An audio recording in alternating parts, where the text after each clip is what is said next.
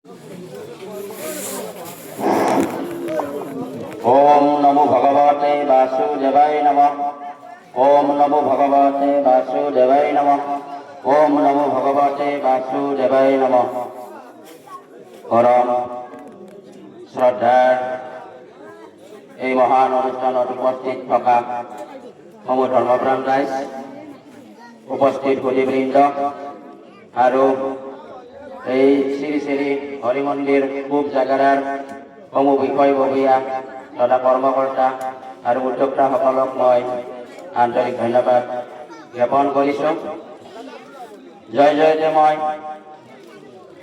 নাগাৰা সূৰ্য ৰামচৰণ ভৰালীজী ডাঙৰীয়া, প্ৰাণৰ শিল্পী যোগীন দাস ডাঙৰীয়া আৰু বাহিপালক দীপক বৰ্মা ডাঙৰীয়া, এই তিনিজন মহান শিল্পী আমাৰ মাজৰ পৰা অতি কম সময়ৰ ব্যৱধানত আঁতৰি গ'ল। গতিকে মই অশ্ৰুসিক্ত নয়নেৰে এই তিনিজন মহান শিল্পীলৈ তেখেতসকলৰ বিদেহী আত্মাই চিৰশান্তি লাভ কৰক, তাকে মই এলেকাজনৰ ওচৰত সেৱা যাচিছোঁ।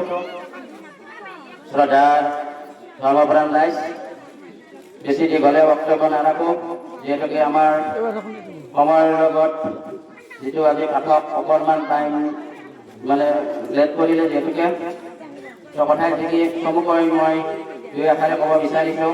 সকলোৱে পাঠক চোৱাৰ কাৰণে যিহেতুকে ব্যাকুল হৈ আছে, যে কথা হৈছে কি, আজি যি মাঘী পূৰ্ণিমা আজি এটা বিশেষ দিন। এই মাঘী পূৰ্ণিমা আমি কিয় পালন কৰোঁ? মাঘী পূৰ্ণিমা বুলি ক'লে আমি আচলতে স্বৰ্গৰ পৰা আজিৰ বিশেষ দিনটোতে মৰ্ত্যলৈ দেৱ দেৱীসকল নামি আহে আৰু আহি আজি আমাৰ নদ নদীত আচলতে দেৱ দেৱতাই দেৱীসকলেও স্নান কৰে।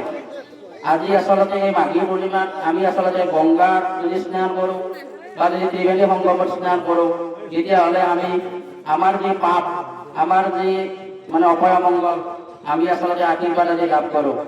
মাঘী পূৰ্ণিমা বুলি ক'লে আচলতে আমি বিশেষকৈ বিষ্ণু আৰু মা লক্ষ্মী এই এখেতসকলক আমি আচলতে যি আজি বিচাৰোঁ মনত, আজি আচলতে পূৰ্ণপ্ৰাপ্তি হয় বুলি আমাৰ আখ্যানত পোৱা যায়। তো শ্ৰদ্ধাৰ ধৰ্মপ্ৰাণ ৰাইজ, মাঘী পূৰ্ণিমাৰ আজি এই দিনটোত আজি যি আমাৰ পূৰ্ণ পৰ্যায় পাইছে চন্দ্ৰ আৰু আজি সাগৰৰ যিটো ঢৌ, এইটো একেলগে কানেকশ্যন হয়, যাৰ বিনিময়ত আজি গোটেই নিশা সাগৰত আমি আচলতে সাগৰ ইয়াত নাই, যিহেতুকে জোৱাৰ ভাটাটো খুবেই দেখা নাপাওঁ। কিন্তু মই দেখিছোঁ, যোৱা বছৰ মই উৰিষ্যাত আছিলোঁ, পূৰ্ণিমাৰ সময়ত দেখা পাইছোঁ মই জোৱাৰ ভাটাটো কেনেকুৱা কি। তো যিয়ে নহওক, আমাৰ এই সনাতনী সভ্যতাত আজি আচলতে মাঘী পূৰ্ণিমাটো খুবেই তাৎপৰ্য। অকল সনাতনীয়ে নহয়, বুদ্ধ ধৰ্মীসকলেও আজি এই মাঘী পূৰ্ণিমাটো পালন কৰে। বিশেষকৈ আমাৰ ভাৰতবৰ্ষৰ প্ৰয়াগৰাজত যোৱা বছৰ মহাকুম্ভ মেলা হৈছিল, এইবাৰো তাত এমাহ ধৰা মাঘী পূৰ্ণিমা বৰ্তমান চলিয়ে আছে।